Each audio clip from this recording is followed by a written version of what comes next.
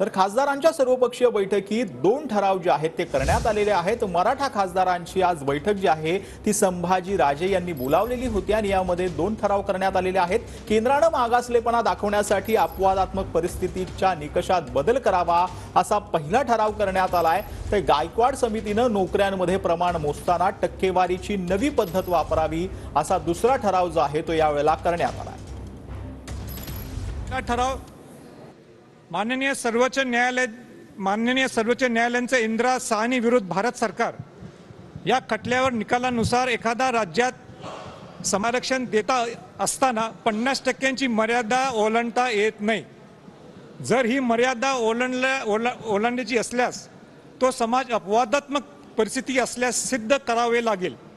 परंतु अपवादात्मक परिस्थिती निकष हे 1992च्या काळातील असून तशी परिस्थिती आता देशभरात कुठेच दिसून येणार नाही।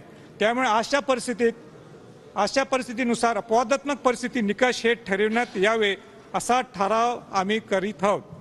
ठराव क्रमांक 2, मराठा समाज सामाजिक व शैक्षणिक दृष्ट्या मागास असल्याने या समाजाचे लोकसंख्येच्या तुलनेने शासकीय नोकऱ्या व शिक्षणामध्ये अपुरे प्रमाण असल्याचा अहवाल न्यायमूर्ती गायकवाड आयोगाने दिला होता। या अहवालाच्या आधारे महाराष्ट्र सरकारने मराठा समाज शासकीय नोकऱ्या व शिक्षणामध्ये आरक्षण दिले होते। मात्र या आरक्षणास माननीय सर्वोच्च न्यायालयात आव्हान दिल्यानंतर माननीय सर्वोच्च न्यायालयाने मराठा समाज शिक्षणातील व नोकरीतील प्रतिनिधित्व मोजत असताना 100 पैकी न मोजता ते खुल्या प्रवर्गातील 48 पैकी मोजले। यामुळे मराठा समाजाची टक्केवारी जास्त दिसून आली। म्हणजेच मराठा समाजाचे प्रतिनिधित्व पुरेसे असल्यास माननीय न्यायालयाचा समज झाला। टक्केवारी मोजण्याची ही पद्धत चुकीची असून मराठा समाजाचे प्रतिनिधित्व 48 पैकी न मोजता 100 पैकी मोजावे असा ठराव आम्ही संमत करीत आहोत।